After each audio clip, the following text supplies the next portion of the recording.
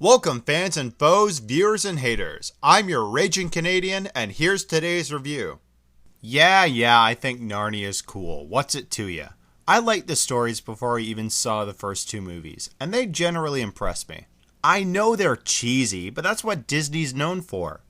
Oh, yeah, I forgot. Disney sold the rights to 20th Century Fox. Yay?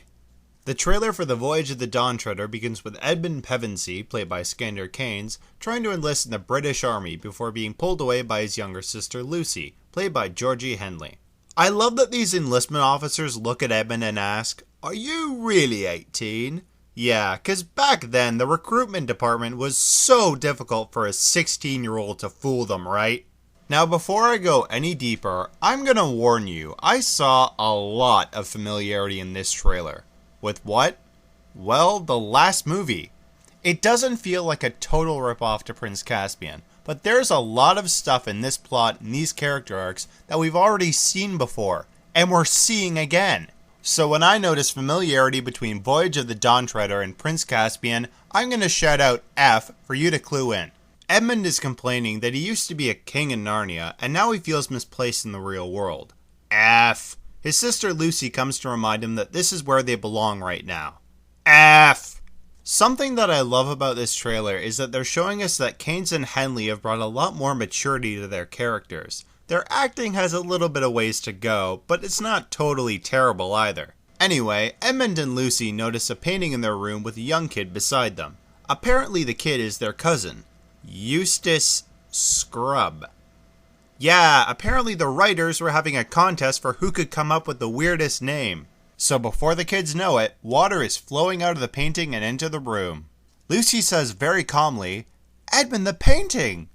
Okay, I get that you kids have gone into magical worlds and you have the words Deus Ex Machina officially in your vocabulary, but the room is turning into Lake Michigan! Somehow the words, "the painting," don't really sum up how you should be reacting. So as the room around them is damaged by the water, Edmund, Lucy, and Eustace go through the painting and are transported into Narnia. Why is it since Prince Caspian that the doorways to this whimsical world have to be so friggin' dangerous? The three end up in the middle of the ocean, where they're fished out by the most colorfully fakest ship you've seen in years.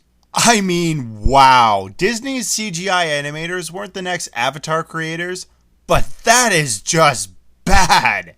On the ship, Aslan, voiced by Liam Neeson, is there to greet them along with Reepicheep the mouse and other poorly designed armored animals. Apparently there's no war this time around, so Edmund asks his old friend Caspian, played by Ben Barnes, why they've been summoned to Narnia. Insert magical old fart number 1, who with a roll of his carpet says, "You're all about to be tested." Tested? Wow! That tells us nothing. We then move to a bunch of green smoke curling around the ship where we see the White Witch's ghost haunting Edmund. F. You know, I found that the story arc with Edmund and the Witch had a solid ending in Prince Caspian. You know, on account that he friggin' impaled her ghost. Why does she need another cameo? And did anybody else notice how friggin' eerie this got all of a sudden? I mean, yeah, the last movie was kind of dark, but this is pretty creepy. I was under the impression that this franchise was for kids. Hey, look son, the new Narnia movie's coming out. Wanna go see that this Christmas? Why, Santa? Why? Then we get a scene of Lucy opening up a book where she sees her reflection slowly morph into that of her sister Susan. Then with the roar of a lion, it shuts on her and shows the room filling up with snow. Alright. Okay, maybe I'm the only one wondering this, but I'm going to take a shot in the dark. Where's the plot? After that, we see some killer shots of the ship in the ocean, leading to a glowing girl saying, "The fate of Narnia depends on you." We also see Edmund holding a glowing blue sword. So now I can really play the familiarity card.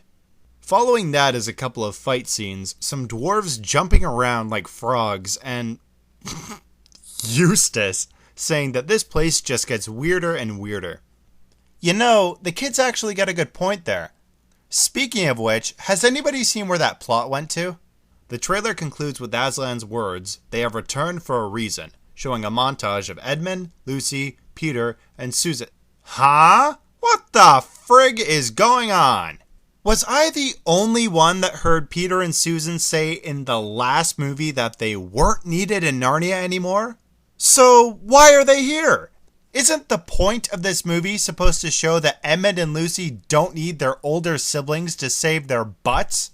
Well, that was Voyage of the Dawn Treader's first trailer. You know, from the first glance of it, the movie certainly doesn't look as bad as I thought it was going to be. In fact, I think it still retains some interest for me. My complaint is that the movie looks like it's gotten a bit more mature in its environment and a bit more cliche in its dialogue. I was also very confused while watching this preview. The trailer acts like a theatrical trailer, and yet it doesn't tell us the plot. In a teaser trailer, you hardly get any dialogue, and the scenes go by so quickly that it does just that. Teases you. Here, we get lots of dialogue, and the scenes are very drawn out. The problem is that they're jumbled together and they don't explain anything. It's a collage of randomness. The trailer's background music by Two Steps from Hell is well fitting, giving it a very adventurous feel instead of the usual kind of war impression. And I think the scenery and sets look very vibrant on screen. But the trailer isn't telling us anything to do with the plot other than you're about to be tested. That's pretty vague, guys. And I thought the themes the trailer was trying to get across to the audience felt like they received a 180-degree turn by the end of the trailer. My rating for the Chronicles of Narnia, The Voyage of the Dawn Treader's trailer, wow, there's a mouthful, is a 4 out of 10. Now, if you'll excuse me, I'm off to go look for this movie's plot. Now, let's see, where did that thing go? No, it's not there. No, it's a lot bigger than that. Did I leave it in the other room? No, I think I sent it to go get cleaned. No, it's not there. Not over there. Oh, there it is! Oh, no, wait, that's my copy of Twilight. Man, I've been looking for this book. Did I leave the microphone on?